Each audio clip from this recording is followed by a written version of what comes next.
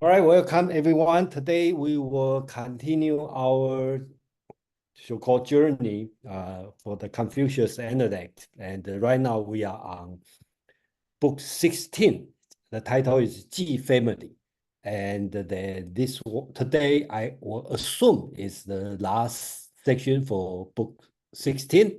And the next week we will start from chapter 1 of book 17.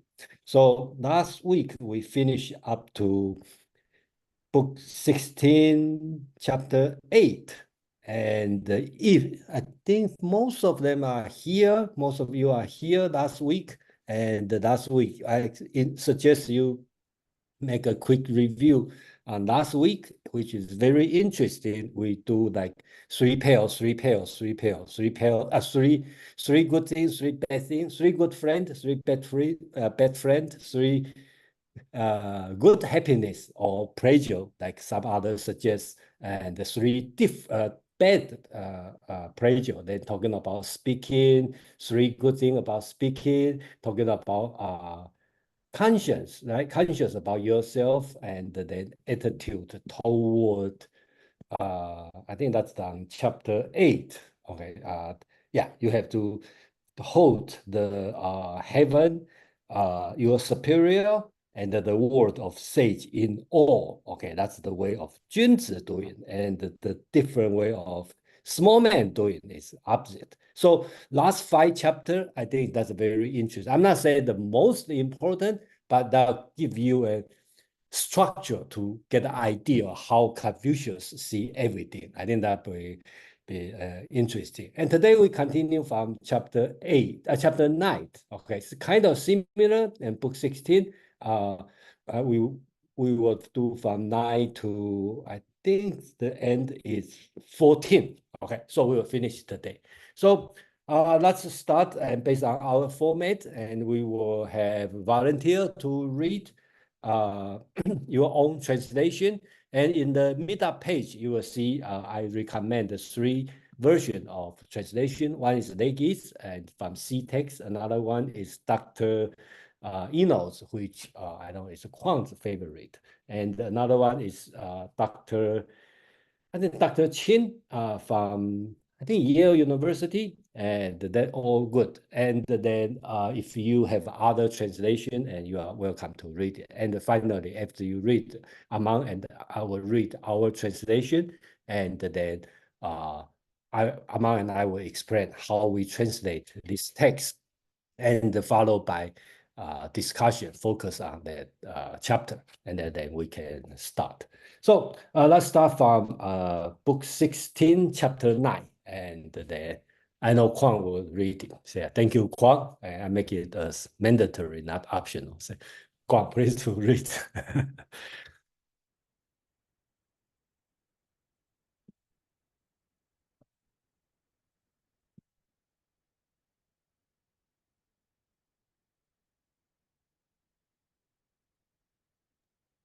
But I think you might be muted.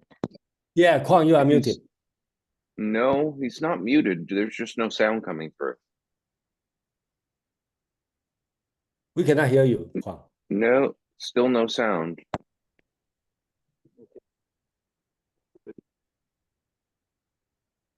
You want me to I'll just read it. We'll go ahead and come back to Quan. Now do you hear me? Oh, okay, great. There he is. Okay. So it's a problem with my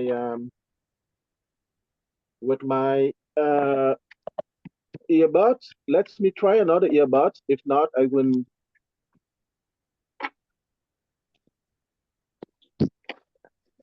Oh my God! I had similar problems all week with Zoom. Really? But you are upside down. Oh, so better side. Okay. Now am I upside down? No. And you're audible. Okay. Miracle of miracle. I'm sorry for those small technical details.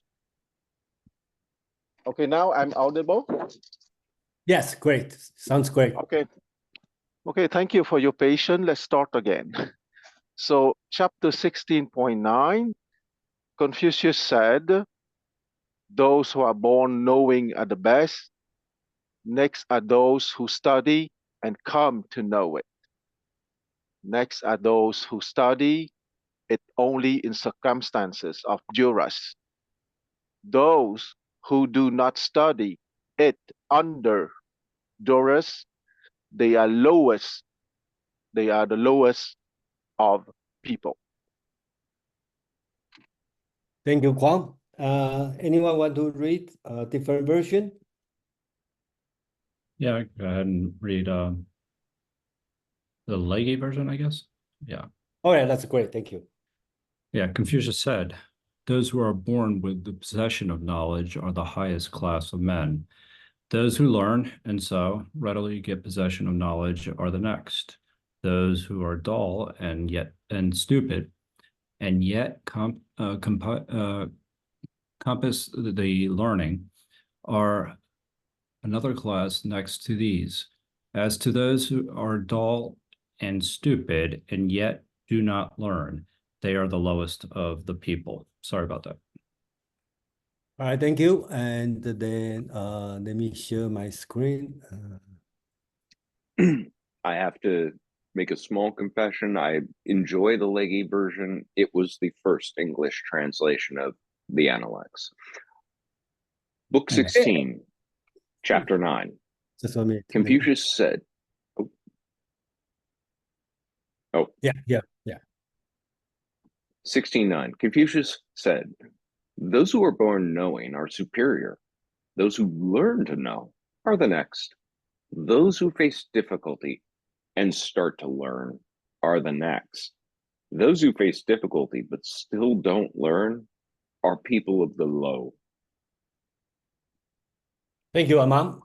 I think this one is easy, in my opinion. Okay, so Confucius said 4 kinds of person, right? The person who were born knowing, okay, and the person who learn knowing, and the person who face difficulty and learn. And the lowest is face the difficulty and still not willing to learn. So what kind of person of Confucius? Okay, Confucius is said in book 7, chapter 20, he is not born knowing. Okay, so he just I think he say how he just like or eager to learn the antique or ancient classic text. Okay, so that's Confucius said. He's not born knowing. Okay, so I'm not sure he is just trying to be humble, or that's he only believe only very, very top person can born knowing.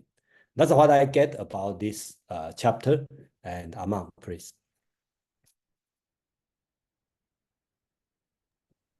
Excuse me, I was multitasking. I want to just focus on the ends of it, the high and the low. Let's start with the low. Those who face difficulty or challenges and don't learn. It reminds me of that chestnut that's attributed to Einstein, whether or not he said it. Insanity is doing the same thing over and over again, expecting different results. If you can't learn from your own foibles, you are demonstrating your I'm trying to say it without sounding too pejorative, but you're demonstrating a deep lack of intellectual curiosity, a deep misunderstanding of epistemology.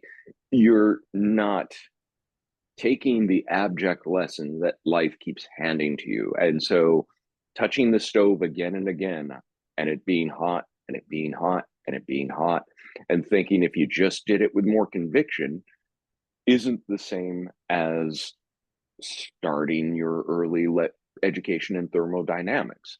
That feels very obvious. But those who are born knowing are superior. This almost smacks of a savant. him expressing the idea of somebody who just seems autodidactically to be able to comprehend complex ideas. And if you've ever encountered someone like this, it really is awe-striking that they don't necessarily have an explanation for how they know what they know, or they may be able to attribute directly where the source of that knowledge comes from, but how they've come to be able to source and remember things. They don't. I had an experience of this strangely from a bartender who I took a vacation. I was on a cruise. This bartender saw me once, took my order. 2 days later, she remembers who I am, what my order was, and what my room number was with thousands of people on a ship. A week and a half later, she not only remembers my partner's name and room number and redoes an order, but can write her name as it's correctly spelled, which is an unusual kind of spelling. And I looked at her and I said, Dana, do you have an eidetic memory? And she just smiled at me. So there are people with this ability. And when you encounter them, it's really shocking. It does not necessarily mean what they're learning is always the best use of that. But what Confucius is pointing to here is those who are born knowing, those who are born with the ability to retain what is worth knowing and then go on to actualize it. These are his most superior people, and he did not count himself amongst them. But being that he is the figurehead of this incredibly influential system of thought that develops from his own ideas and his own expressions, being second best is actually probably not a bad place to be, because you can still achieve a great deal. Thank you. Thank you, Amam. Let's discuss about this chapter. If you have any question, comment, or your thought, please raise your hand. And we have Kwang, please. Okay, before giving my comment, I would like to remind that in chapter 7.2, it's right that Confucius said that he was not born with knowledge, but that he loved all things and he loved to study. That being said, maybe I'm playing with words, but here, those who are born knowing are the best. So we are not speaking here of knowledge, but knowing. And next are those who study and come to know it. Next are those who study it only in circumstances of duress, and etc. I would like to propose a small interpretation in relation with my beloved hexagrams once again, for those who are regular here. Because in the interpretation related to the hexagram, it's not a question of knowledge, even if at the second line of the hexagram, it's about knowledge in the ordinary meaning of the words, meaning accumulation of information. But when you climb the ladders of the third, the fourth, the fifth, and the sixth levels of the hexagrams, it's much more about awareness, it's much more about the capacity to judge according to the circumstances. And I would say that the example that Aman gave about photographic memory or noetic memory is one interesting talent, but we all met people who have excellent judgment even when they are very young. Okay, I think that we all met teenagers of 14, 15, 16, 17 who appear much more wiser than their chronological age, and that kind of things would impress us much more than someone having some talents, okay, that talents being intellectual, musical, or in sports. Of course, we would be impressed by talents, of course, but most of the time we would be much more impressed by the excellence of judgment, especially when that person is of young age. So I would like to say here that 16.9 and 7.20 are not contradictory. Of course, that Confucius was not born with knowledge. None of us is born with knowledge. Okay, we have to learn stuff from our society. But there are people who are born with a higher level of awareness. And I would like to propose that interpretation for the word knowing here. I stop here. Thank you, Kwang. So the zhi in this chapter you proposed to, yeah, I translated as knowing, and then so I translated as those who born knowing and those learn to know. Okay, so I take this word as knowing instead of knowledge. I just want to let you know. Yeah. Joe, please. But again, you can have your own interpretation because knowing Chinese word, 知, this word could be knowledge, could be wisdom, could be knowing. Okay, so that's no difference during the time. So you can have your own interpretation. Yeah. Joe, please. Yeah, that's actually interesting in the sense that if it would be wisdom, because the way I'm kind of interpreting this is the idea of knowing is knowing what is good and what is worth pursuing. And so the idea that is what is worth pursuing is learning, right? So that is something that is known to be good and that actually improves you as an individual. But the person that is unwilling and unable is, I think that Aman articulated that nicely in the sense that they are in a feedback loop that is negative and they're incapable of actually even getting out of it. And incapable, not in the sense of obviously their ability, but their ability to learn, but also their willingness to learn. So it's their will that is actually perverted. So the feedback loop is actually a perversion of values themselves. And that's the really important part, is that you're not knowing what is worth pursuing. And then if that is true in one particular instance, then you probably don't know what to pursue in other instances, in meaning your relationship with others.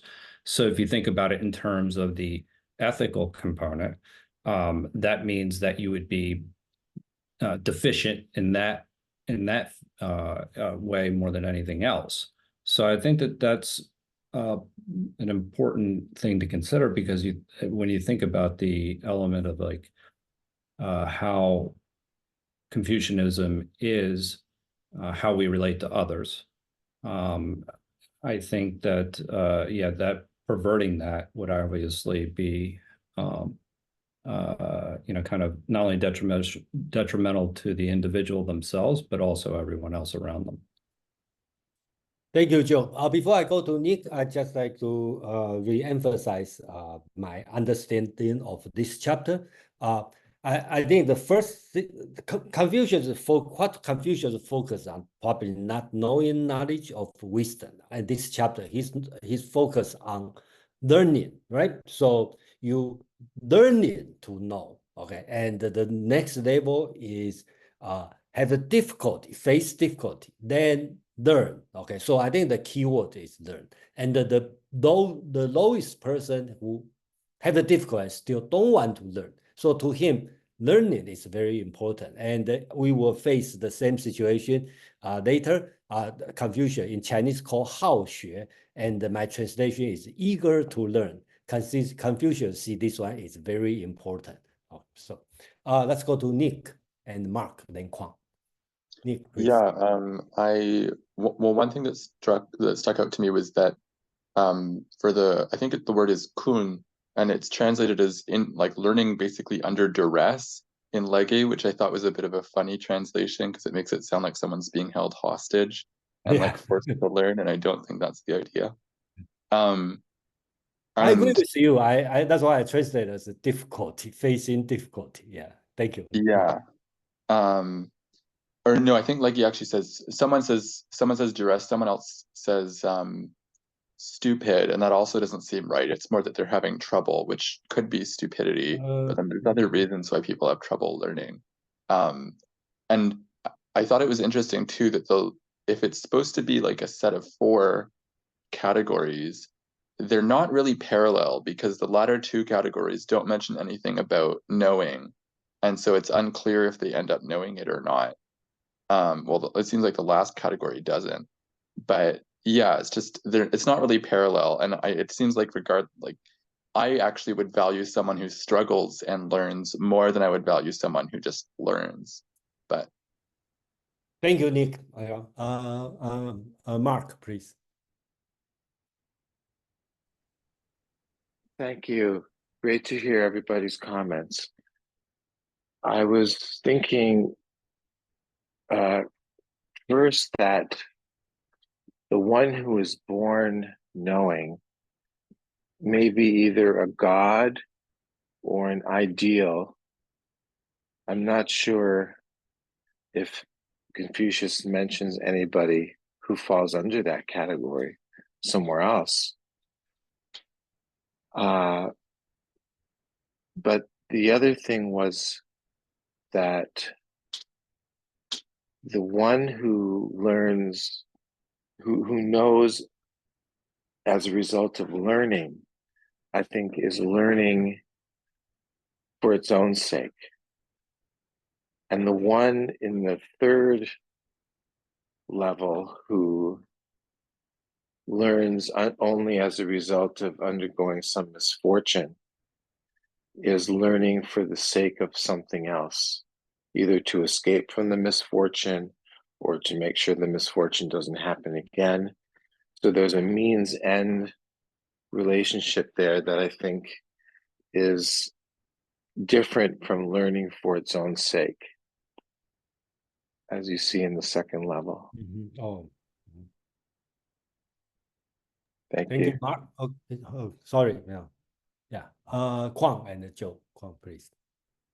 Yes, because what Mark just said remind, I think, the translation that Joe read. Okay, I don't remember the exact words, but something like the man of the highest qualities are those who would study spontaneously. I think it was the essence of the meaning. So exactly, it's a categorization of the enthusiasm of man to learn.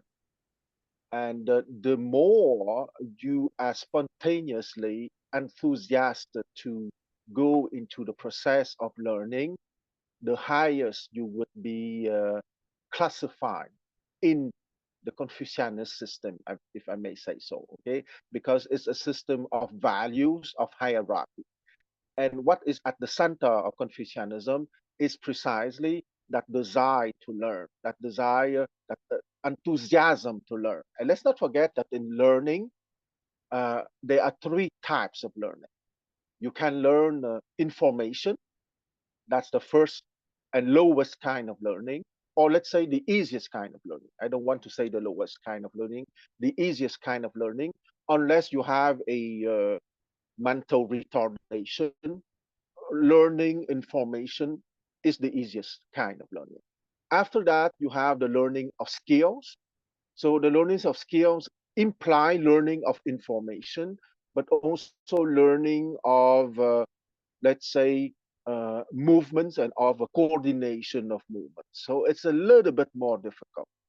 And the third types of learning is the most difficult one, meaning the learning of being, okay? The learning of how to have the right kind of judgment on how to be in the right kind of relation of people. So that would be the toughest of the types of learning.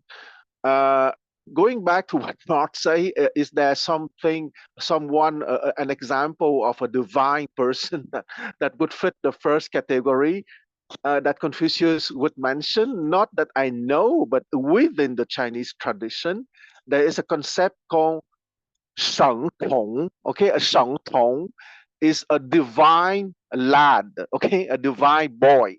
Because when in the Chinese family or Chinese community, you see a young lad of 5, 6, 7, 8, 9, 10 years that would learn very easily and that would have a very easy relationship with everyone. Well, we call that kind of young children, a young teenager, a divine lad, a sheng tong.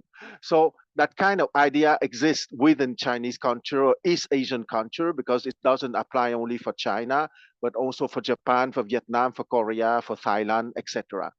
And I want to finish quite fast by mentioning that in Buddhism, there is a saying that resembles that extraordinarily. Okay, the Buddha said that there are 4 types of horses. Okay, but when he was speaking of horses, he was, of course, referring to types of man.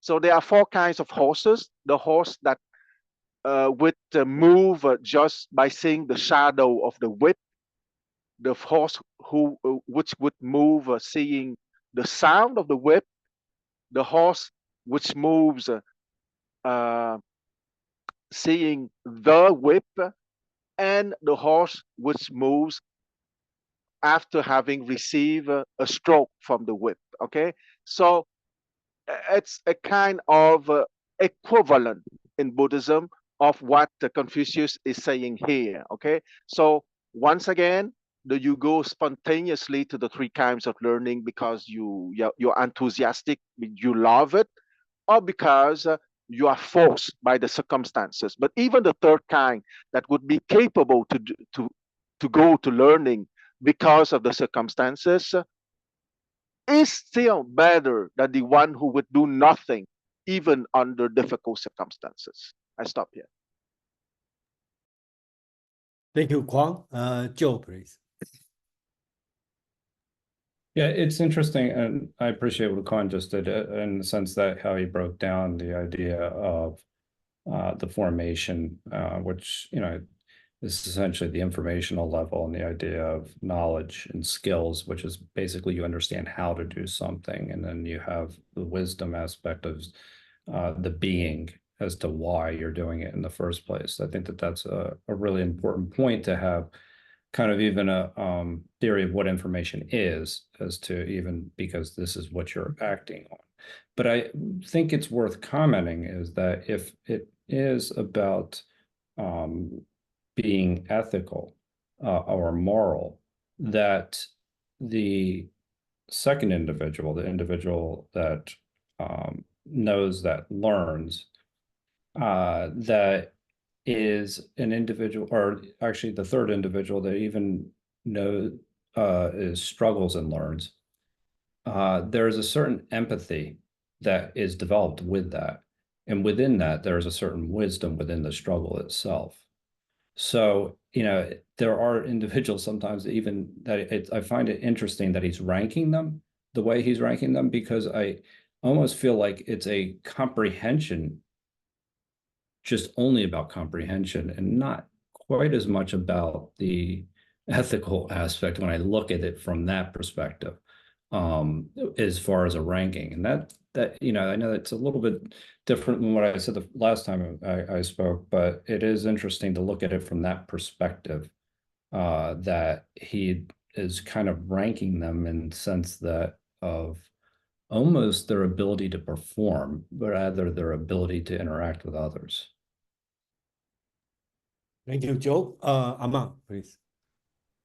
Yeah, I just want to offer one other possible, less sort of lofty interpretation, which is to remember these are class notes from a teacher, and these are the students. So he could be talking about the ranking of who's the best student, what makes for the best. These are the best. These are the second best. These are the third, and these ones you can't do anything with, because they just refuse to get it, no matter how much it's reinforced that they're not getting it. So it could be a little more pedantic, I'm just saying, at least as one possible interpretation.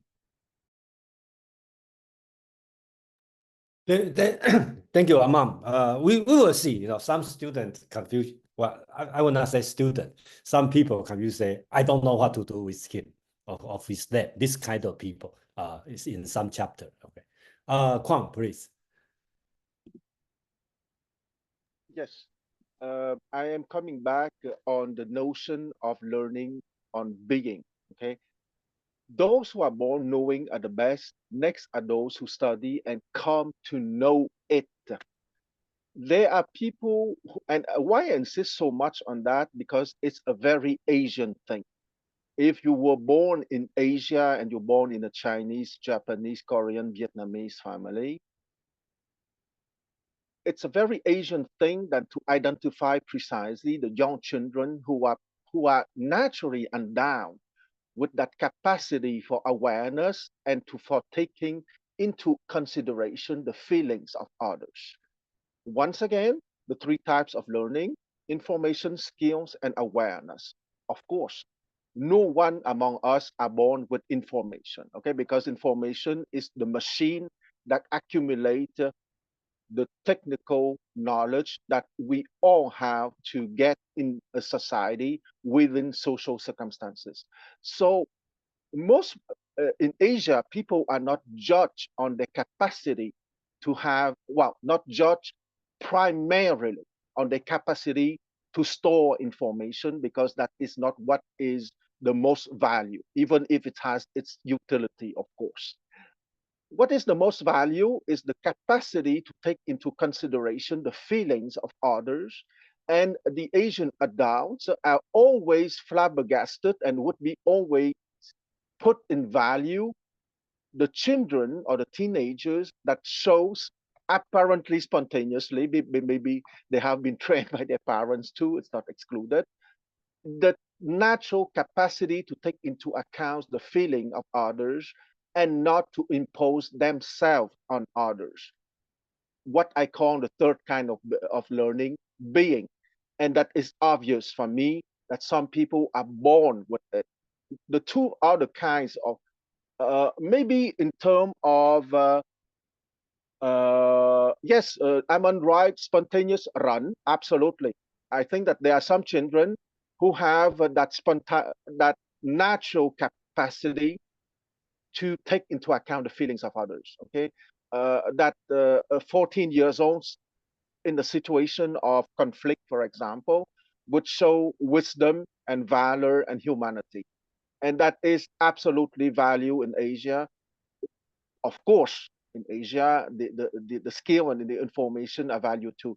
The other easy example to show that some people are born with it, for example, maths and music. Okay, some children of 5, 6, 7 would play the piano like geniuses. Okay, or they would solve a mathematical problem spontaneously that most people would have difficulty even at 16 or 17.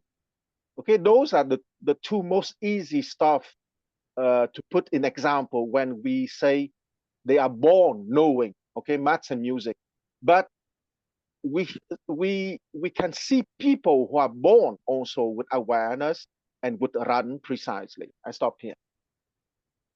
Thank you, Kwang. Okay, so let's move on to next chapter, chapter book 16, chapter 10. I think this one is quite important because Confucius, this 9, okay, different kind of, depend on how you translate. Okay, so I would like to hear how people respond on this teaching, talk about so-called 九思, okay, depend on how you translate this word. So let's start from reading the translation. Yeah. Kwang, you want to start? Yes. 16.10, Confucius said, the Junzi focuses his attention in 9 ways. In observation, he focuses on clarity. In listening, he focuses on equity. In facial expression, he focuses on gentleness. In bearing, he focuses on reverence. In words, he focuses on loyalty. In affairs, he focuses on attentiveness. In doubt, he focuses on questioning. In anger, he focuses on troublesome consequences. In opportunities to gain, he focuses on right. Thank you, Kwang. So sounds like Dr. Eno tried to talk about the focus, right? The words translate 思 as a focus. Okay. Joe, please. You want to read the legis? Sure. Yep. Confucius said, the superior man has 9 things which are subjects with him of thoughtful consideration. In regard to the use of his eyes, he is anxious to see clearly. In regard to the use of his ears, he is anxious to hear distinctly. In regard to his countenance, he is anxious that it should be benign. In regard to his demeanor, he is anxious that it should be respectful. In regard to his speech, he is anxious that it should be sincere. In regard to his doing of business, he is anxious that it should be reverently careful. In regard to what he doubts about, he is anxious to question others. When he is angry, he thinks of the difficulties he is angry may involve him in. When he sees gain to be got, he thinks of righteousness. Thank you, Joe. I probably want to read another translation from Dr.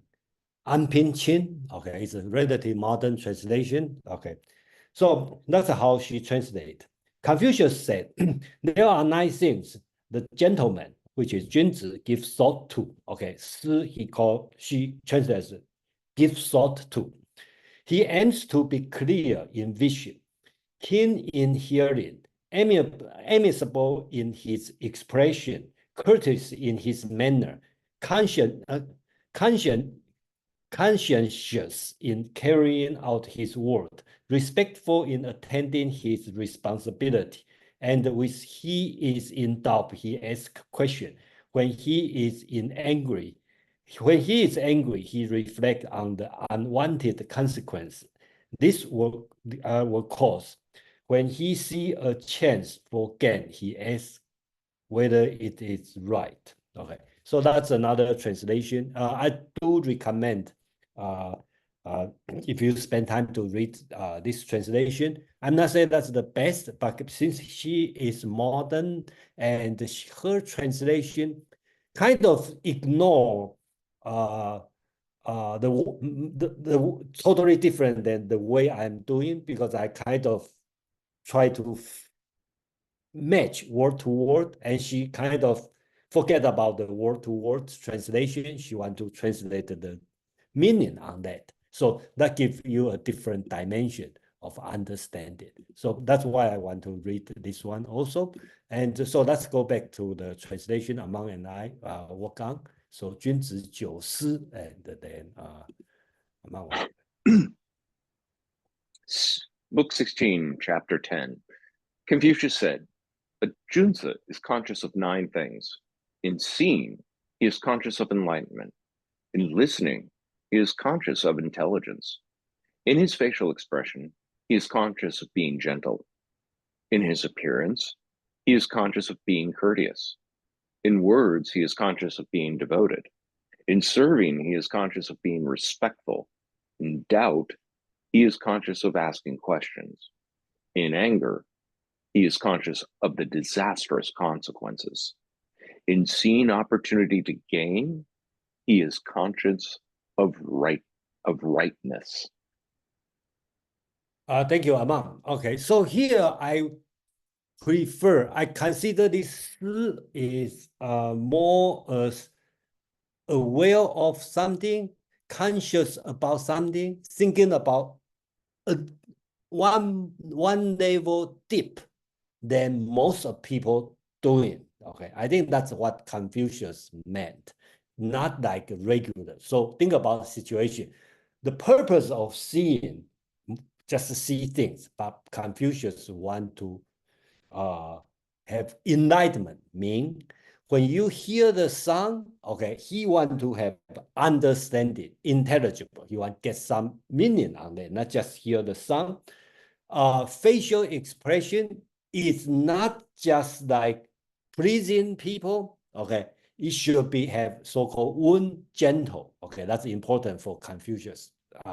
Not pleasing other people, it's gentle. And on your appearance, which it means behavior, not just like Confucius really hates when people behavior is to he used the word called 现 or 见. That means appearance. That means you in the word is show off, to show yourself, okay, present yourself. He want to have courteous, respectful, this kind. For the word, okay, is not just express, okay. In today's school training, we will say when we say something, we make it clear. But Confucius will add one more level, should be respectful, right? Should be respectful. And for serving, you cannot just finish your job. You should think about, he called it 忠, and I think it should not translate as loyalty. I think it's more on the devotion, fully devoted on that. For the question, if you are in doubt, you should have question. I think that's a questionable question, okay, because I think Confucius is thinking about you should not just confuse, you should ask question, but in a certain way, okay. And the last two is deal with thinking about the consequence, right? When you have anger, you should see the consequence, not just relieve your anger. Last one, very important. When you see gaining something, okay, you don't, most of people think about the profit, okay. Wow, I get this new job, okay, and my salary will increase. I get this thing, okay, I will have some profit. But in Confucius, is when you gain something, first thing you think about is rightness. Is that okay, it's dutiful to have this one? Is that a right thing to have this one? That's Confucius warning about it. So I think this 9 thing is kind of, if you decide you want to be true Confucian follower, and you should, I think somebody said that he wrote these 9 things on the wall, so every day you can look at and think about, do I do this thing for in every situation? So you can see this 9 thing is everyday life. That's, I stop here. Yeah. Anyway, Aman, please. Yeah,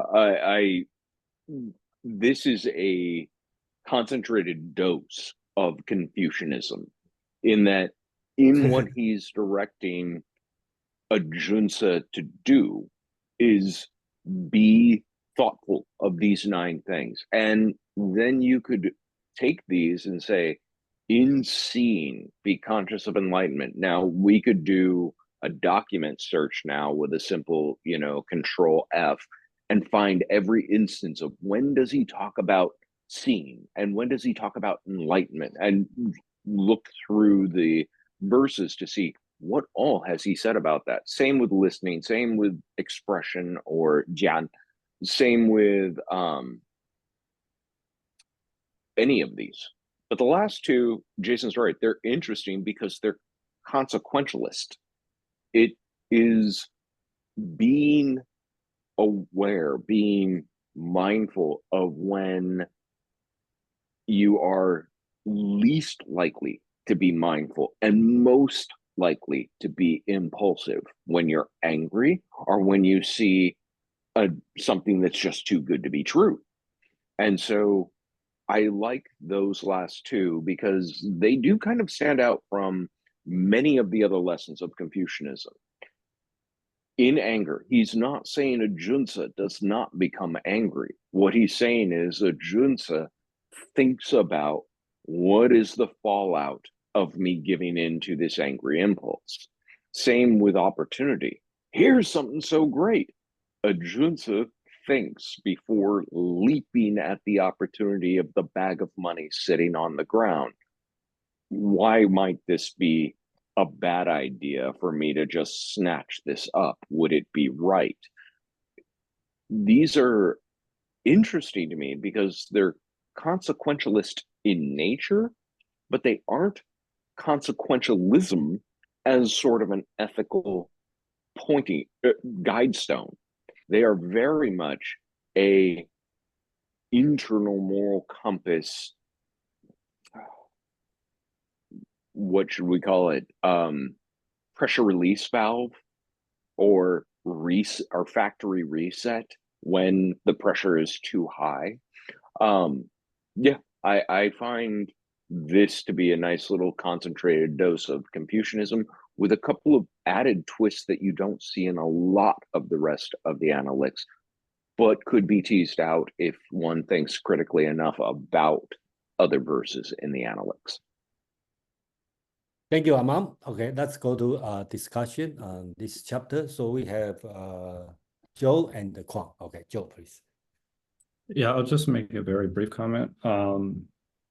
When I think, when I look through this is obviously a very extensive list. And with that there's this idea of self-knowing and having a knowledge of one's own tendencies. And the importance of kind of doing things where you're acting authentically. Well, what does that mean? Is that means you really actually are in tune what is most important to you. You're acting in accordance with what you truly do value, not necessarily what society values. And that really relates directly to being self-aware. Right. So that once you're able to be authentic because you're aware of these other characteristics about yourself. So within that, that's a deep level of understanding within yourself. But there's also this aspect of consciousness, like in the sense that you're actually consciously considering all these different types of emotions and characteristics. I'll just say again, that in the sense of whether or not you're listening, whether or not you're respectful, and you understand why you're being respectful. So you're actually using your intellect, and this is ultimately enabling you to change your behavior. So this comes back and relates directly to the previous one in the sense of learning, right? So this is what it means partly to learn, is to not only learn in the sense that you're obtaining information or knowledge and wisdom in the sense, or and that's my framing of it, but you're also learning in the sense of oneself, and that is ultimately how you interact with others. So I think that this is a really important one, and I think it relates directly to the previous one. Thank you, Joe. Kwang, please. Okay, so once again, if you replace the 9 words, clarity, facial expression, bearing, words, affairs, etc., you can replace with 1 word, awareness. Okay. In observation, he focuses with awareness and blah, blah, blah. And the 16.10 is the operational definition of the theoretical general definition of 16.9. Because in 16.9, he would propose 4 broad category of people when it's about learning about information, skills, and most of it being. And in 16.10, he would say that the people with, let's say, an average being or an being that would be good enough for the Confucianist school, good enough that he would be called a junzi, a gentleman. Here, junzi has to be understood in 2 levels. First, the levels of the aristocrat having affairs with his sovereign, with the court, right? So it's a social standing. And the Chunzi as the gentleman as an example for the others. In Confucius' mind, the aristocrat having a social standing should also be a gentleman in the epistemological meaning. Of course, historically, that was not always the case. I don't need to mention that. But ideally, that aristocrat with a certain social standing should also be an exemplar in terms of behavior and of knowledge. And if you look at the nice stuff, it looks very long, but it's not so long because if you're truly a gentleman, when you look at something, you want to be sure that you see it clearly. If you listen to something, you want to be sure that you truly listen to what you have to listen to. Okay, so that is a gentleman that would not. What is respect after all? Respect is to give the appropriate attention to the stuff that you are focused upon at a certain moment. So if you look at something, you want to look at with awareness, with clarity in listening, it's the same with equity and blah, blah, blah for the rest. I just want to make another stuff, just another last comment in words. He focuses on loyalty. And Jason said that he preferred devotion. I think it's very interesting because devotion, after all, what is devotion? Devotion is love that you give to someone who is superior. Okay, you are devoted to the state, you are devoted to your prince, you are devoted to your boss if you are truly respecting your boss. Okay, so it's love, but that love can be given only if you are truly aware. And loyalty is a form of love too, that I think is synonymous with devotion. But I think that devotion is also a very interesting equivalent to loyalty. I stop here. Thank you, Kwang. Most of people translate this word to loyalty, and then I try to avoid. The reason is in today's sense, English word loyalty is different than what Confucius talking about loyalty, and a lot of time being used as loyal to your country, and then that's I try to avoid. So that's the reason I try to avoid loyalty. Any other comment? No. All right, so we can move to chapter 11. Okay. Jason, Yes, please, I'm Mark. sorry, I couldn't get to my phone fast enough to unmute. I did think this is so fascinating because it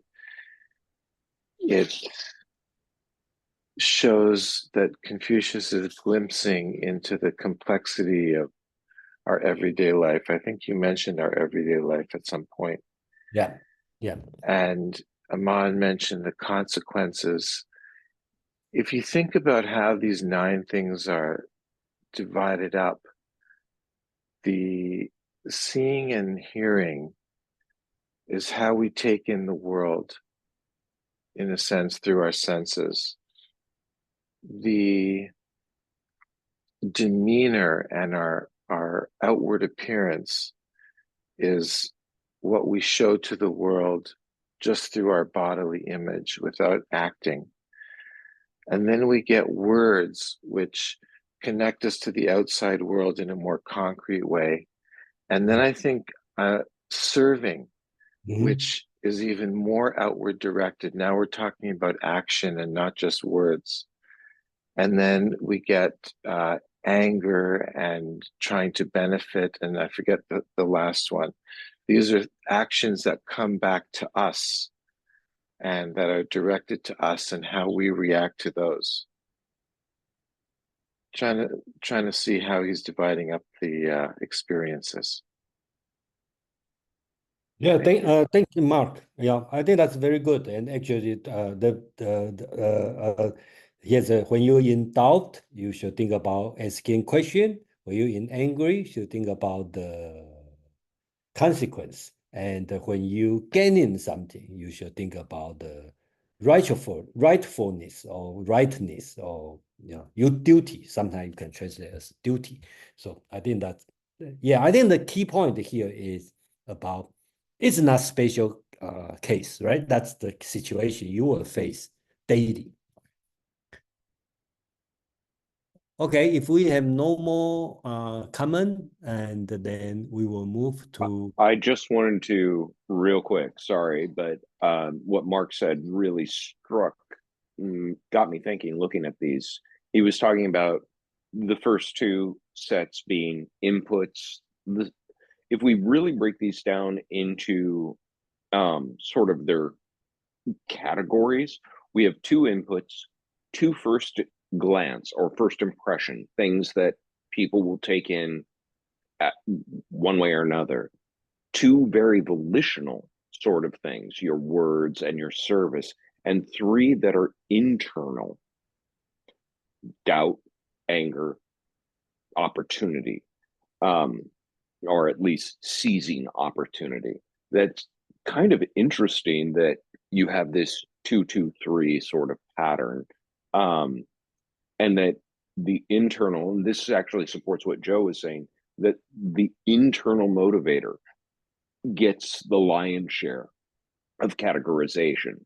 It's the one that instead of just two, nope, there's three things to be conscious of when it comes to your internal sort of monitoring. So that is interesting. Thank you, Mark.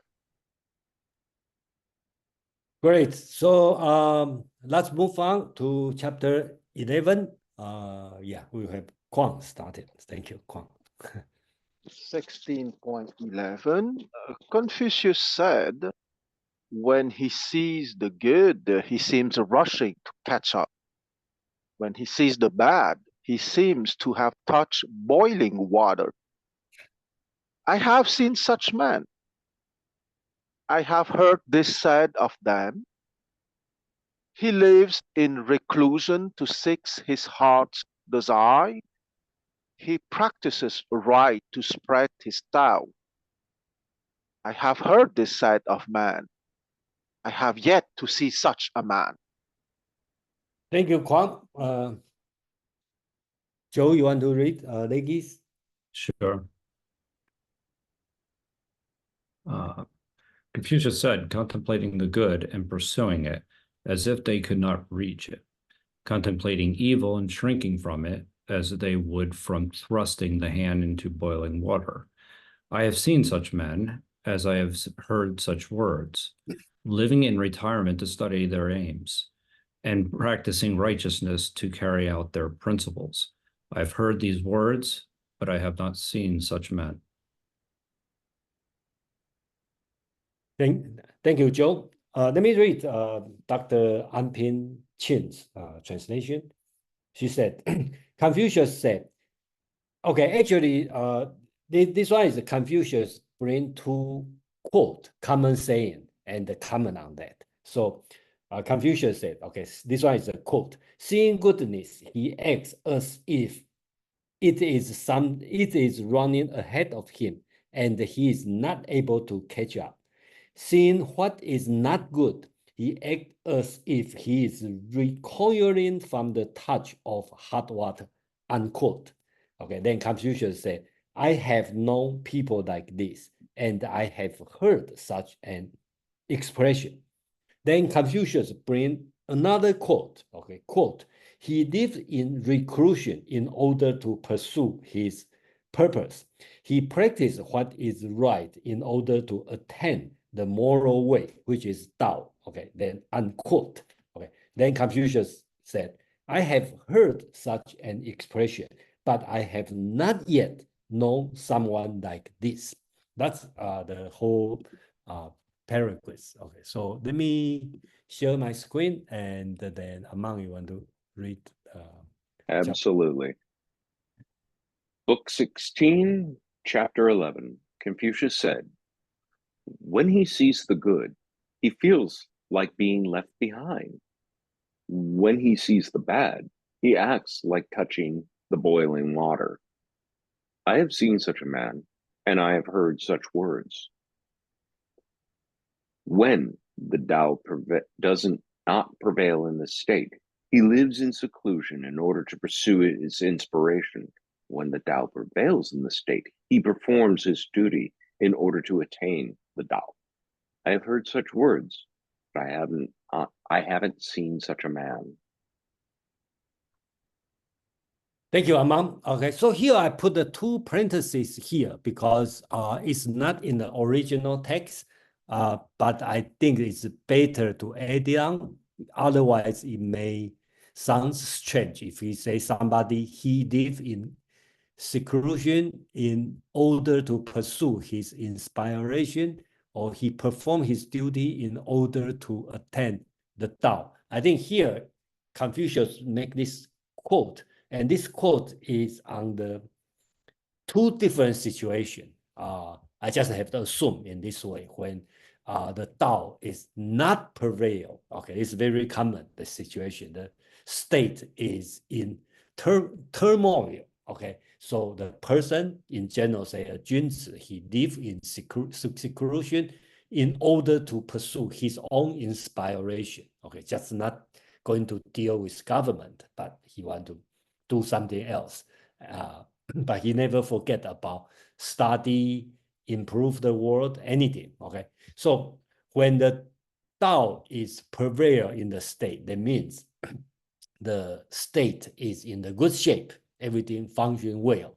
So he will perform his duty because according to Confucius, in the good time, okay, if you don't get a job, okay, it's a shameful situation. Okay, you should get a job. That's as a scholar or learned person, your duty, your responsible is serve the government. But only thing you don't, the situation you don't serve the government because the government is in turmoil, it's not in a good shape. That's why you will in seclusion and in order to pursue your own inspiration, just like Confucius. He he lost his job, and then what he did, he comment on the Chunqiu, the historical record, and put his work on that. And he probably also comment on Book of Change, okay, I Ching on that. That's what Confucius is doing.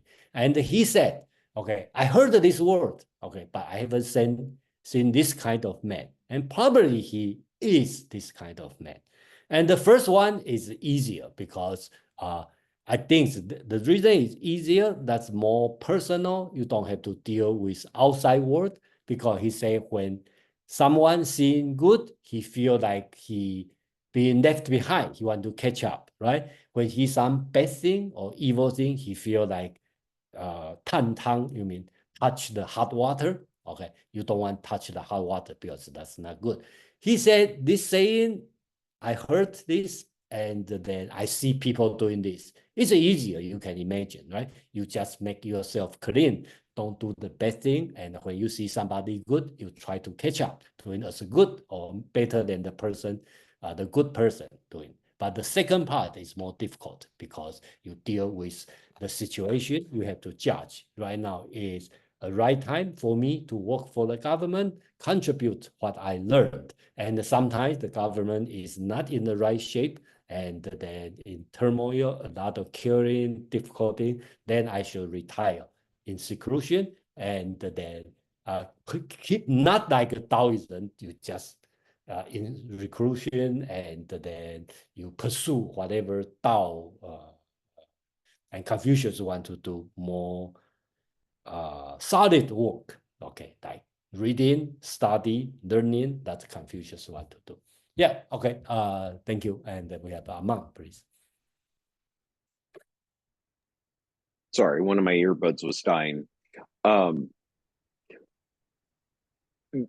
This is interesting to me because it drives at the purpose of learning to some degree.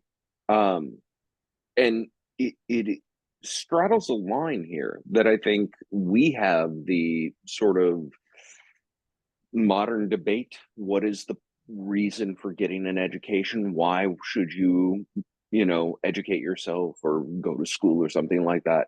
The classic answer that has now become sort of boilerplate. You do it to get a job.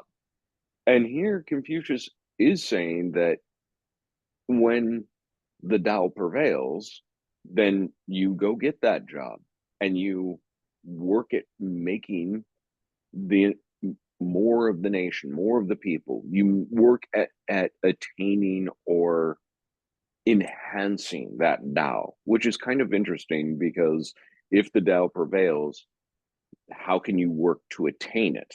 Well, it's kind of like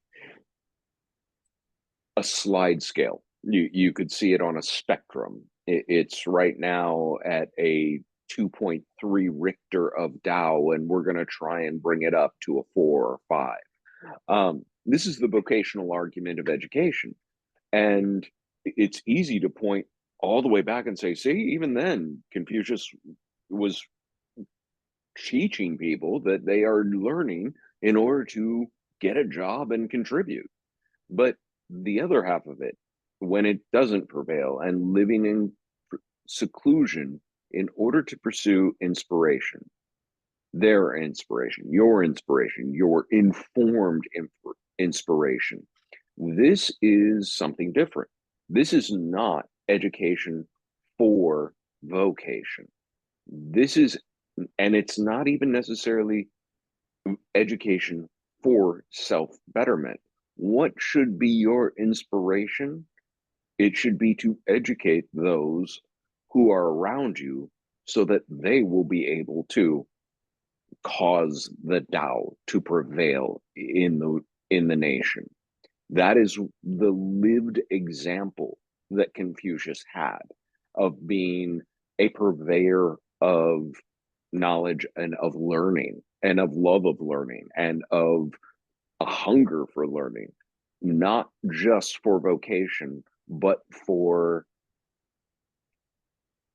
self and others' betterment, which you could do with a paying job, but you could also do it just because what you said carried enough weight.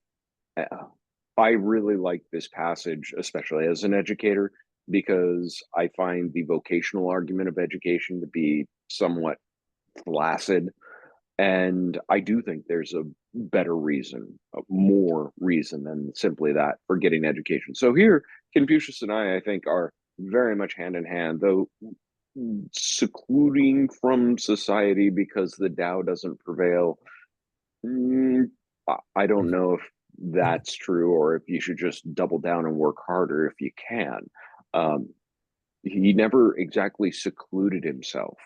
Although he did finally give up, he never stopped pursuing a vocation in government because he always believed that there was a chance to bring that betterment to a grander scale than the students in his living room. And he was right. They were just the catalyst for that. Thank you, Amam. Let's go to discuss this one. We have Kwang and Joe. Kwang, please. I think that what Aman said is very interesting, and I would keep on a little bit in the same line, but with a historical example. Because I think that the Chinese upper class and the Chinese educated class has always been torn between two ideals, and those two ideals have been embodied by Tu Fu and Li Bai. Both were poets of the Tang Dynasty of the 7th century. Tu Fu was a typical noble Confucianist wanting to devote his life to the service of the people. And Li Bai was carefree. He absolutely ignored those sanctimonious lessons that you have to learn in order to serve the people and the state and blah, blah, blah. And I would say that the Chinese people, the hearts of the Chinese people swing between those two because they cannot dismiss Tu Fu completely because that is the ideal of the service of the people and of the state. But at the same time, they cannot prevent themselves to acknowledge that the cool one of the two is Li Bai, of course. So I think that this 16.11 is precisely that. Okay, when he sees the good, he seems rushing to catch up, and when he sees the bad, he seems to have touched boiling water. That is twofold. Okay, the service to the state and for the people, and the devotion for the service of the people and the state. The second one, he lives in reclusion to seek his heart's desire, and he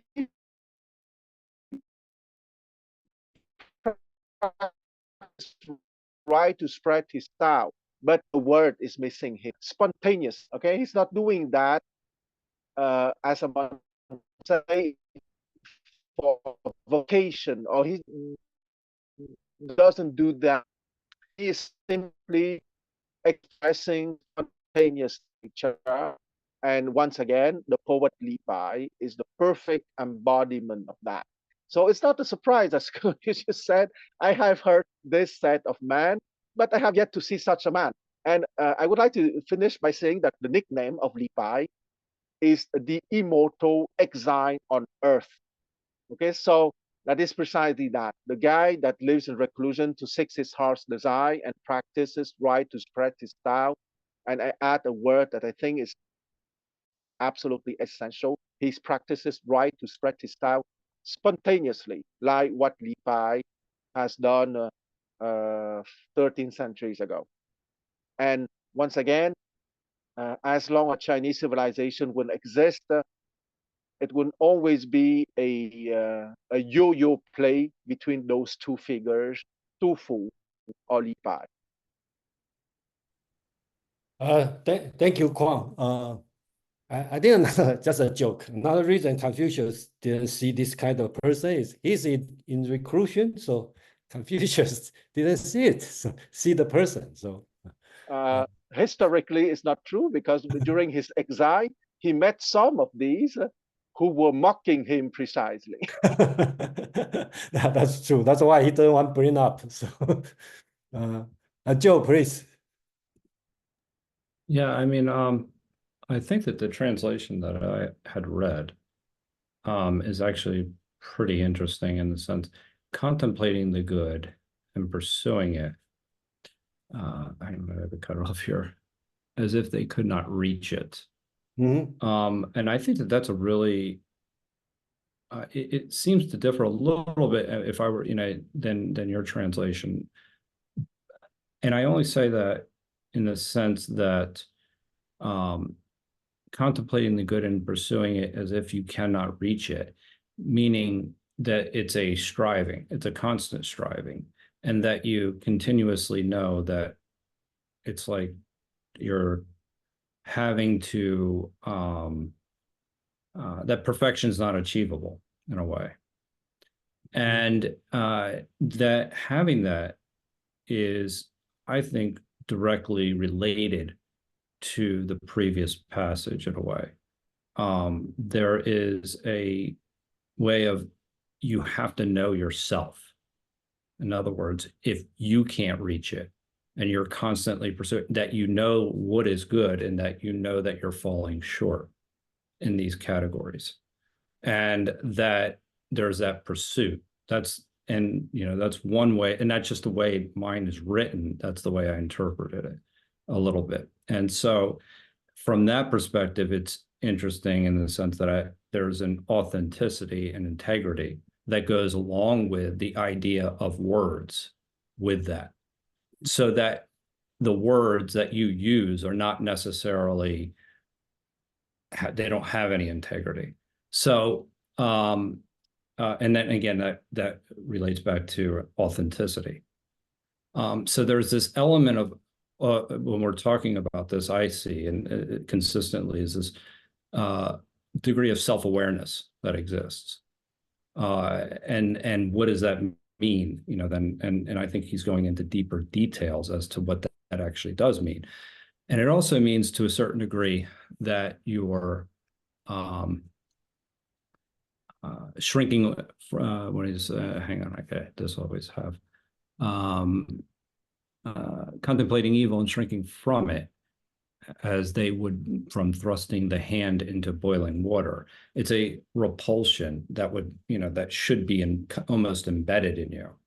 But again, this is all about integrity at the end of the day, because I've heard these words, but I've not seen them in their actions. So there's that aspect of it. But anyway, I think this is related to the previous one as well. But it's interesting to read your translation versus the Legge translation, because there's a slight kind of contemplating good and pursuing it as if they could not reach it.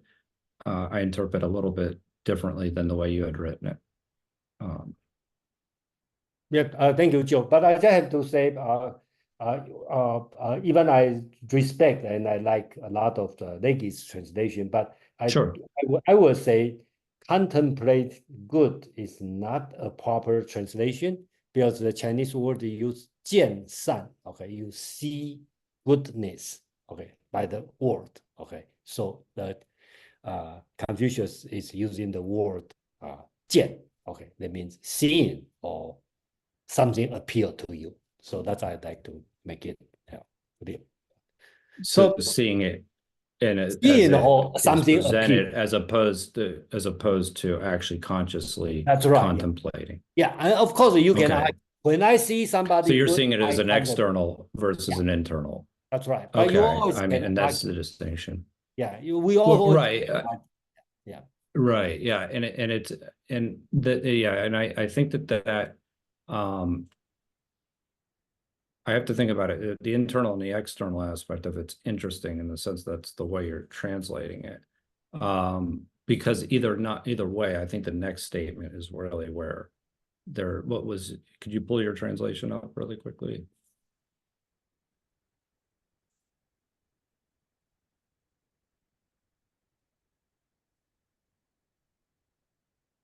Yeah. When he sees good. Yeah, so you're saying the seeing. Yeah, the Chinese word say 见善, right? That means you see good, okay? Or good appear from you. So either way, but it talking about external. But we can always argue. When I see something good, I start to contemplate the good. That's another layer you can talk. But I just want to say the text used is 见善, okay? You see good, or the good appear in front of you. So yeah, and I think that the interesting part is that as if they could not reach it. That part. Yeah, as if not reach. That's very simple. As if not reach. Okay, so that's the word they use. Okay, then you just use the same word. 见, you see something, 不善, that's the negative of 善, right? Okay, then like touch, soup or hot water. Okay, like touch hot water. So I think that's what this saying is talking about. Okay, cool. Yeah. So okay. So let's move on for the chapter 12. Then we will finish this book. Yeah. What? Kwok, please.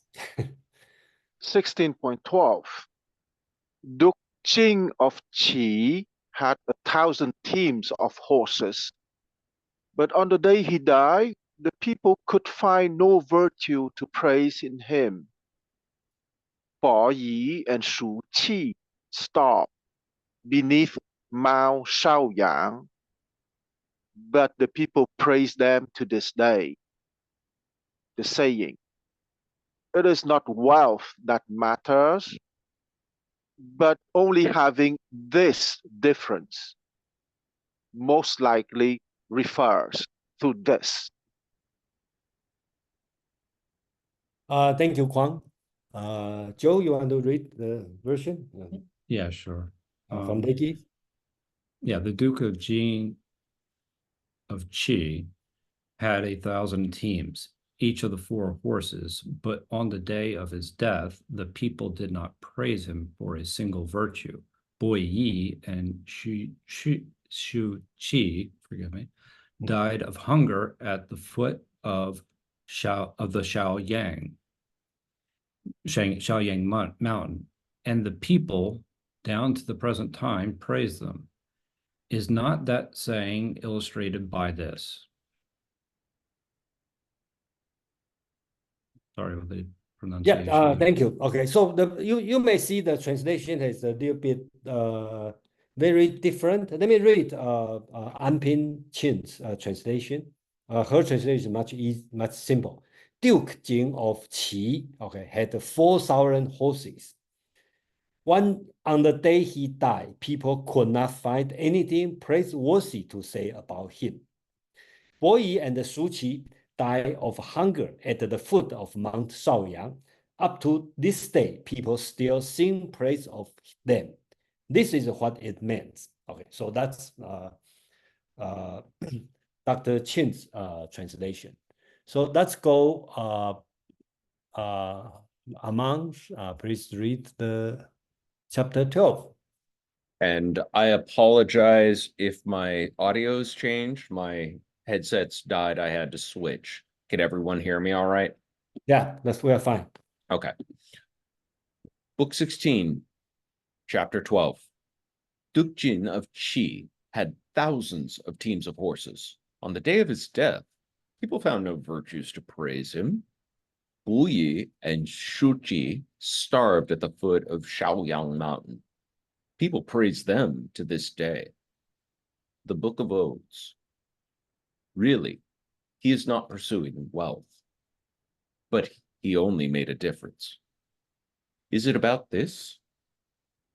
Thank you, Amam. Okay, so some translations skip this part. Okay, I just highlight this one. Well, I should not say they skip this part. This part is arguable because in book, I think in previous section of book 12, chapter 10. Okay, we don't have to go back there because they have this line, okay, so-called 成不以父 is okay. So it's and they cause very confusing, okay, about we don't know why this text insert there. So a lot of scholars believe this line, these 8 words should belong to this chapter because you know, I think we will talk about in book 17. Confucius talk about why or how to read the book of Odes.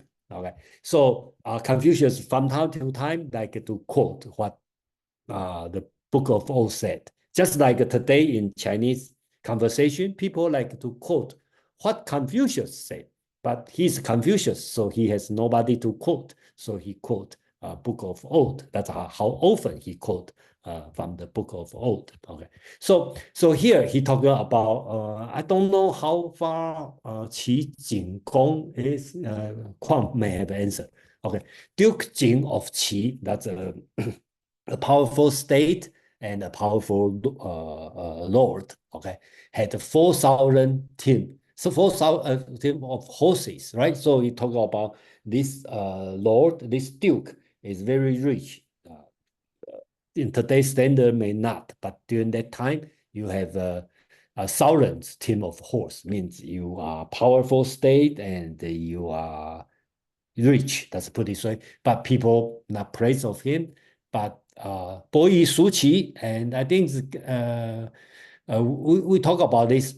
Confucius constantly talk about Bo Yi Shu Qi. That's the 2 brothers after the fall of the Yin dynasty, or you want to call Song dynasty, right? That's I think it's 500 years before Confucius' time, and then he refused because after the state overturned, right? There's a new state, new dynasty come, which is Zhou dynasty, and then he refused. These brothers, Bo Yi and Shu Qi, the first one and second one, they refuse to eat because if your state change, right? Before was Yin, right now become Zhou. That means all the food produced is belong to Zhou dynasty, the new dynasty.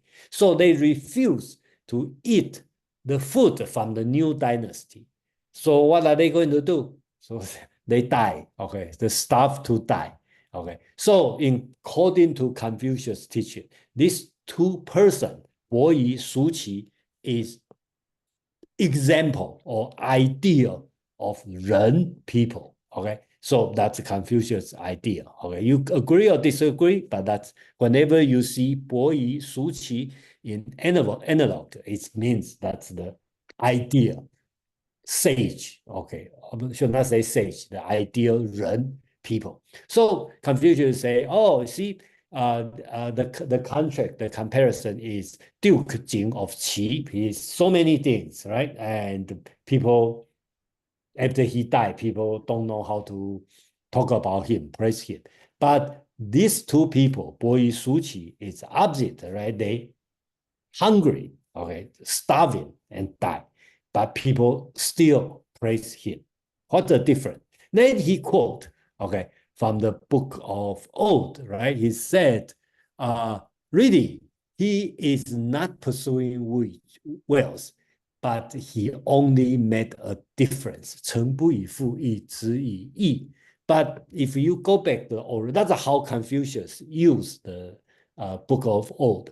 If you go to the original text, okay, this text is not talking about being 人 or being something. No, it's talking about the love, a lonely wife, okay, and she lost her husband because her husband is go to another woman, and he kind of she the original wife is kind of talking about, oh, she's not pursuing wealth, just pursuing wealth. My husband just looking for something different. So it's kind of the song for a sad, lonely wife song. That's the original song, original. But Confucius like to take a few phrases from the book of Old and use this one for the moral teaching. Okay, so that's the style Confucius like to use. Yeah, I stop here and then Kwang, not Kwang, Amman, please. I just will say a couple of things very briefly. All of us who have ever been taking notes when we're trying to pay attention to a lot of stuff always go through our notes and find a couple of things, if they're extensive, that we don't even remember what they refer to, who said them. They look really important. They obviously are really important, but for the life of us, we can't contextualize them. These last 3 chapters have that feel because they abandon Confucius' voice and they are just very pithy stories where you almost wonder, the compilers of the Analects saw these gems, but just did not quite know where to fit them. This feels like, I don't want to say an afterthought, and I am not qualified to critique the editors of the Analects by any means. But it is interesting that we leave Confucius' voice on talking about education and service and the Tao prevailing or not prevailing. And now we come to these sort of vignette examples that to try and sort of get a real handle around all the lessons we've had before. So that's all I want to point out here. I find it interesting, and it makes the Analects in some ways feel very contemporary to anyone who's ever gone through a rigorous education of any sort. Thank you, Amam. So let's have some discussion. Kwang, please. Yes, and it is quite right that the book 16 or chapter 16 is a late one. It's not chapter 3, 4, 5, 6, 7, who have been written just 5 to 10 years after Confucius' death in 479 BCE. So it was an academic compilation of what I would call the essential of the Confucianist principles and application. A little bit when I said in 16.9 was a theoretical summary, and 16.10 was the practical implication of 16.9 precisely. Just before I forget, Duke Jing of Qi ruled this very rich state of Qi from 547 BCE to 490 BCE. Okay, let's not forget that Confucius was born in 551 BCE. So Duke Jing of Qi was the powerful and rich sovereign during most of Confucius' lives. That being said, so he is the archetypical powerful sovereign for a man living at the time of Confucius and for Confucius himself, obviously.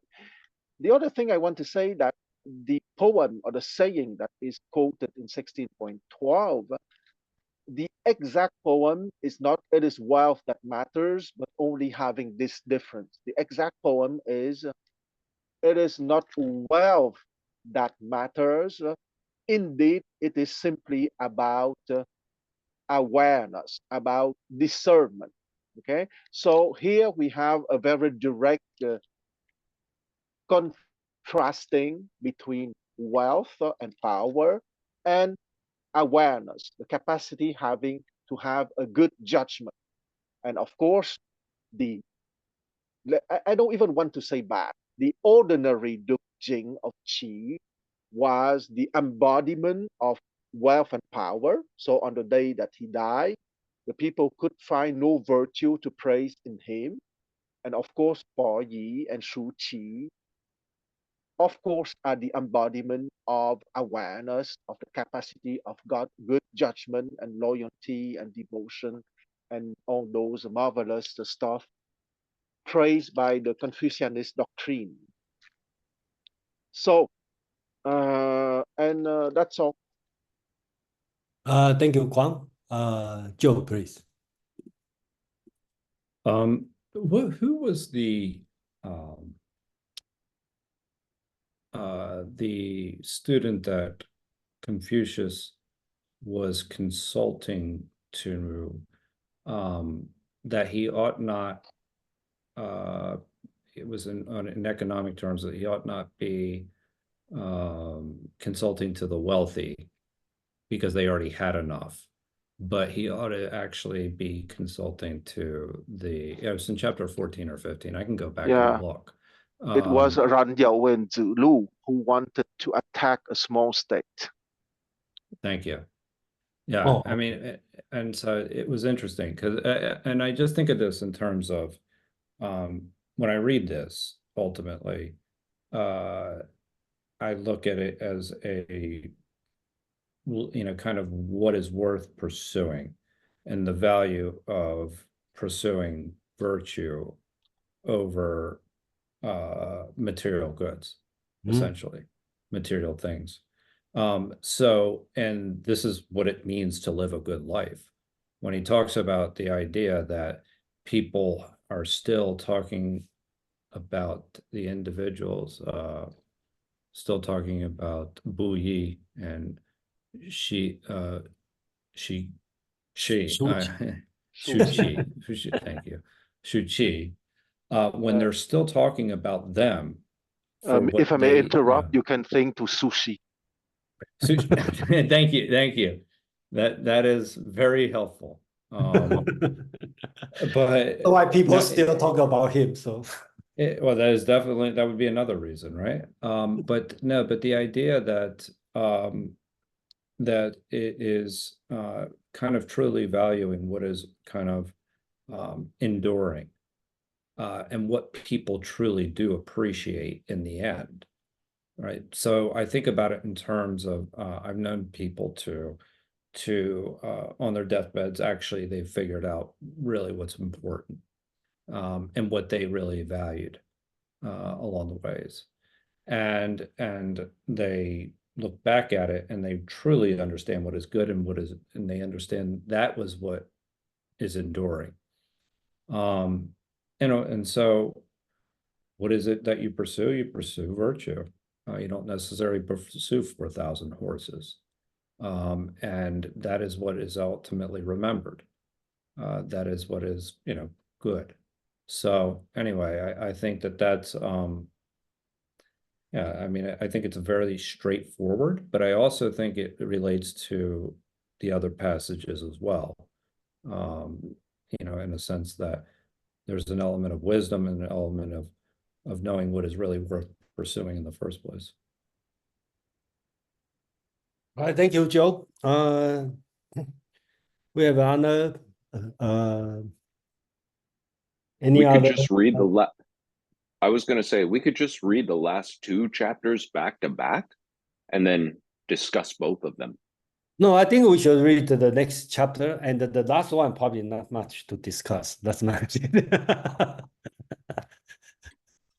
Okay, so let's go to the chapter 13. And the 14 we just read, and that's up to you to interpret. So, okay, that's 14 is interesting. So, I think 14 is interesting. So, Kwang, please. Okay, so 16.13.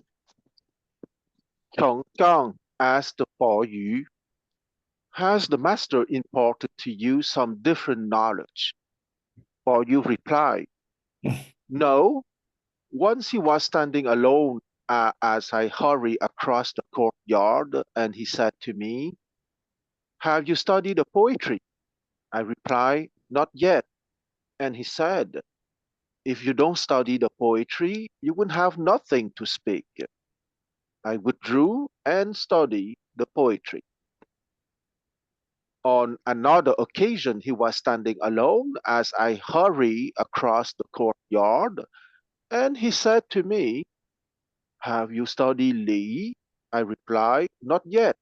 And he said, if you don't study Li, you will be unable to take your stand. I withdrew and studied Li. Cheng Gong withdrew and said with pleasure, I asked about one thing and learned three. I learned about the poetry, I learned about Li, and I learned that the Junzi keeps some distance from his son. Thank you, Kwang. Joe, you want to read?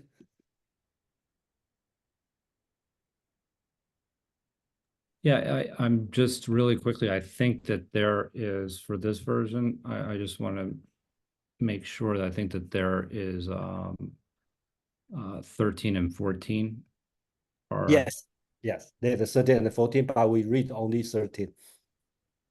Okay, all right. So no, I think all right, I'll start reading with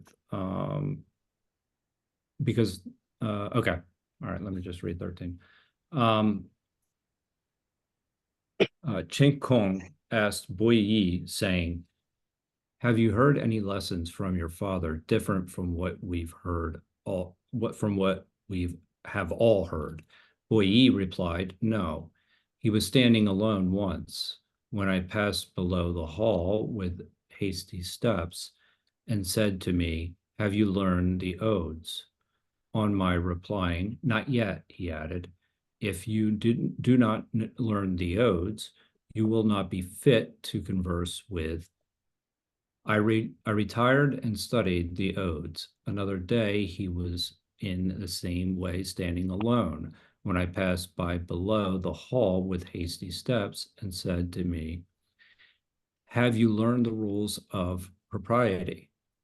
On my replying, not yet, he added, if you do not learn the rules of propriety, your character cannot be established. I then retired and learned the rules of propriety. I have heard only these two things from him. Cheng Gong retired and, quite delighted, said, I asked one thing, and I have got three things. I've heard about the odes. I have heard about the rules of propriety. I have also heard that the superior man maintains a distant reserve towards his son.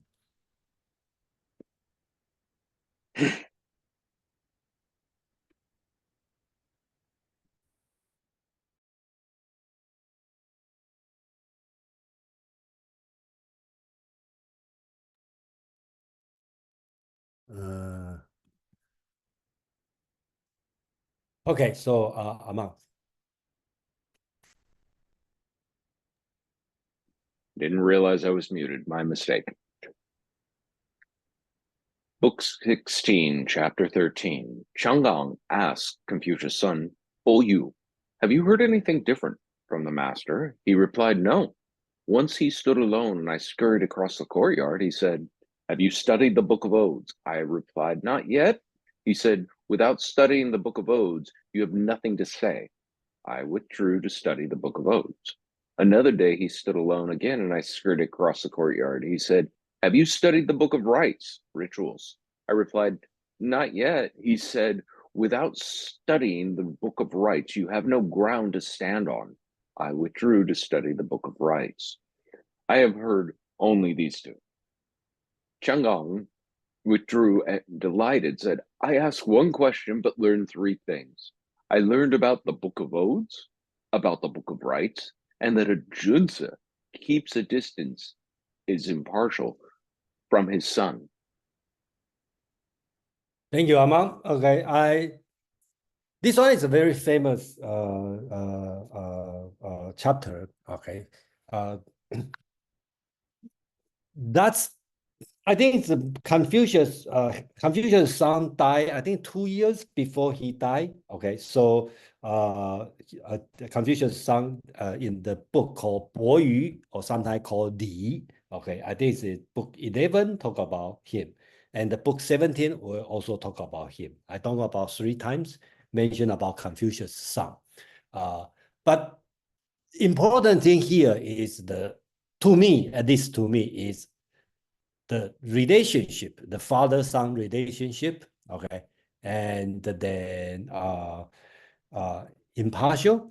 Father keep distance from his son. There's no sacred recipe hide it for his son, okay, and then Confucius seems scared of him, so when he passed by fast, right? Scurry, okay.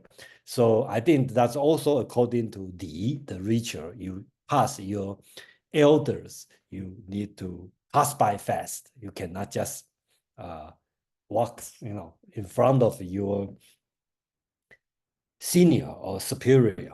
So, but the Confucius conversation, when Confucius caught his son or saw his son, he instead of ask, how are you doing? Yes, well, did you learn Book of Old?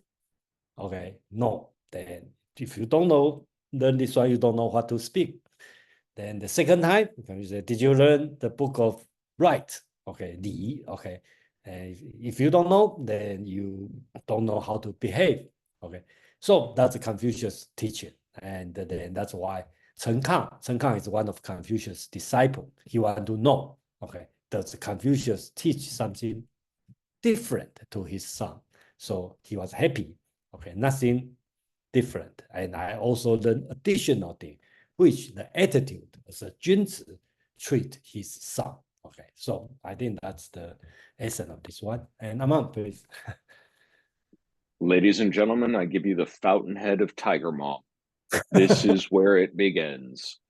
The idea that a parental duty is not to coddle, it is to educate and to prepare one's offspring. That very much comes out in this again, little vignette that is kind of hearsay, because we're hearing from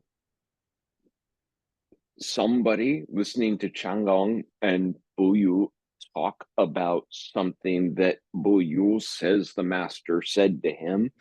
So this would be thrown out of a court of law, but in a text like the Analects, it's a nice little proof of concept that nobody got it easy. Nobody got, like Jason said, a secret sauce version or, some grand hidden secret, because, and this is important, knowledge was one of the most valuable commodities in the ancient Chinese world. And therefore, many teachers, and this persists all the way through Chinese history, would dull it out in the smallest possible bites, always holding something back to have something more to offer, to have something more to give, to not give away the farm would be sort of the idea. And Confucius was an open book. He didn't keep any secret teachings, secret lessons, hidden mantras up in the mountains. He gave everyone everything that he was teaching, all of them, including his child. Thank you, Amam. Probably we should continue on 14, then we can have more discussion. Kwang, you have something to say about this one? Yeah, I just Okay, want please. to say Yeah. that. Yes, I just want to say that the one is precisely about what all the period of Imperial China and even now, that what can be studied, what can be learned is open to all first, and there is nothing esoteric precisely. Okay, and I like very much that Aman used the word mantra because what is characteristic of in Confucianism is precisely the promotion of efforts, the promotion of learning the natural laws of the universe, but natural laws also of human relations, okay, of ethics and politics. And here I'm not attacking Taoism, but contrary to Taoism, which has a very strong witness for mantra, secret recipes, stuff that you would learn at candlelight in a cave with three special disciples, and the 120 others are excluded, for example. So that is not at all Confucianist. Okay, thank you. I don't know. Among have some secret sauce. What to give? No, okay. Okay. Joe. I'll share a story if there's time at the end of this. Don't worry, the secret sauce don't share in the room. The next time I visit you, just give me. Joe, please. Yeah, I mean, I just look at this as kind of, in a way, setting the priorities for the student, in the sense that they actually, have a plan on actually a way of approaching their learning. In a sense, this is having order to your day, in a sense that you're putting things in the Book of Odes or Propriety, that here are a set, like this is a routine almost that you need to know in order to be, good. So, and I think that this is kind of where it starts to pretty much communicate what it means to be a good citizen. So when, this is, if you had not learned this yet, then you're not fit to converse with. So, I mean, just saying those things is that, what does it mean to be fit, right? And then what does it mean to actually be able to be worthy of engaging with? So these are the things that you need to know in order to actually participate in society. So I think it's a way of prioritizing what is important, and instilling some degree of order to one's life. Okay, thank you, Joe. And among you have some secret sauce want to share? No? Oh no, let's finish 14, and if there's time, I can share a story about something similar. Okay, so let's go to 14. Okay, so Kwang, please read.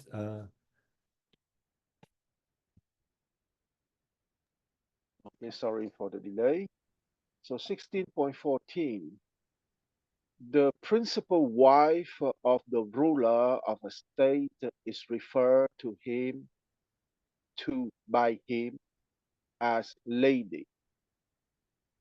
she refers to herself as little lad. The people of the state refer to her as Lord's lady. But when they are in other states, they refer to her as lowly little lord. The people of other states refer to her as Lord's lady. Okay, thank you, Kwang. This chapter has to very confused, and they even Zhu Xi is talking about 语义不明. Okay, that means not sure why it's here. So, so okay, that's yeah, we could not expect to reconcile this tonight. okay. So, but Amang, you still please read it. Yeah, Book 16, Chapter 14. The wife of the lord of a state is called lady by the lord, little child by herself, lord's lady by the countryman, poor little ruler by the lord of the foreigners, and she is also called lord's lady by the foreigners.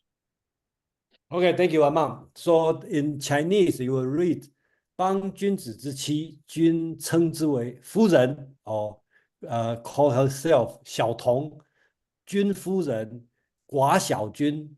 Okay, so I think it's one thing we take out here is so according to the rituals, how complex of calling. And if you have a little bit Chinese knowledge about Chinese family, I sometimes to say how complex, okay, the relationship to call. Like I explained to my friend, we probably have 20 different kind of cousin, when you call cousin, okay? So at least you have 8 different kind of cousin. If you talk about first cousin, you have 8 different kind of first cousin.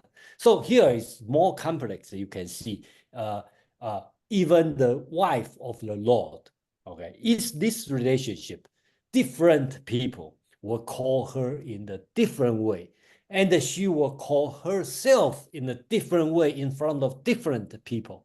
Okay, so that's the situation come out. And then we don't know why this one here. If you force me to explain why it's here, I think I just want to show you how to properly call somebody and call yourself. Yeah, so that's it. So Joe, please. Yeah, it's actually, I mean, just interesting because I'm looking at the translation that I have, the wife of the prince of a state called by him Fu Ren, and then Yeah, she calls herself Zhao Tong, is it? Zhao Tong, yeah. Nike used the word to word, the sound translation, right? So okay, so yeah, the people of the state, yeah. Go ahead. Yeah, 夫人小童，君夫人，寡小君. Okay, that's the and Amang and I decided to translate us by its meaning, not just by the sound. I think that there was a old English sensibility of I cannot talk about this that could even intimate cross-dressing. Very good. Yeah, I mean, I when I see this, honestly, I start just looking at it in terms of circles, like almost. And what is your role within that circle? Like meaning where do you stand within this ring? So it's almost like a kind of a role ethic in a way. Yes. So that's kind of where I was seeing is like, where do you fit into society? So, and the reason I think about this is just I have this obvious almost default to like a Stoic cosmopolitanism where you have these concentric circles of yourself and then how you relate to the rest of society. But in a way, I'm looking at this in a similar way, is that you start to draw circles around what is the different role that you are in this particular circumstance. So, I mean, that's just an interesting way of thinking about it. I mean, that's now the only thing I can think of social roles has a relationship to 14, in the sense that you start to learn from that perspective, the Book of Odes and the Book of and the Propriety and things along those lines. So I think that that you start to learn how to engage. But I don't know. I mean, I may be off on that.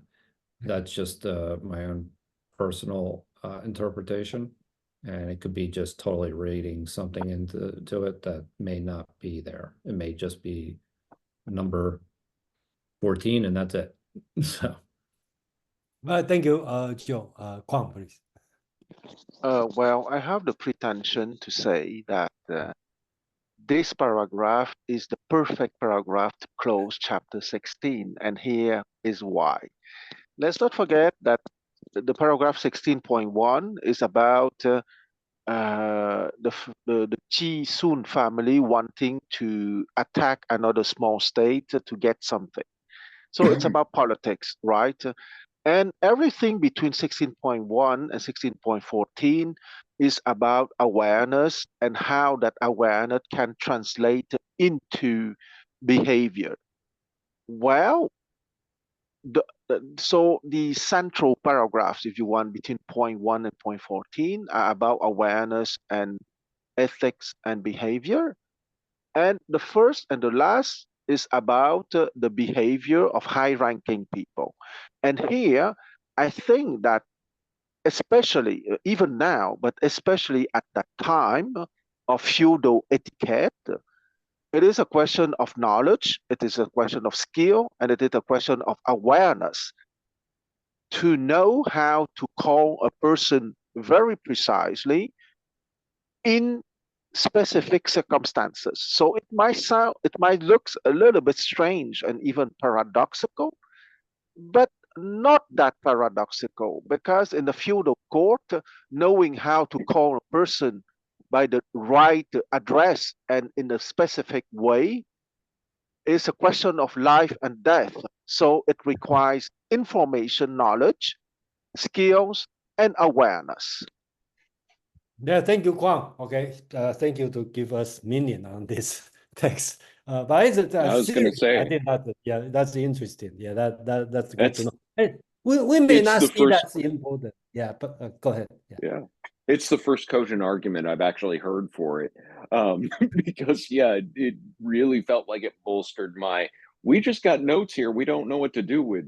But no, what Quan says actually does make sense, and he's absolutely correct. The stakes of being in any Lord Lean's court were very, very high. Yeah, we may not see important, but during that time, it could be super, and just like a concept, life or death situation if you make mistake. So, so we will conclude book 16 as we schedule, and then next week we'll start from book 17. As I mentioned, the book 16 is a little bit different because it always refers Confucius as Confucius, Kongzi, instead of okay. So the master. So there's some argument on who is the author, this kind of thing. But anyway, we're already done with this one. And then book 17 will be next week. So thank you.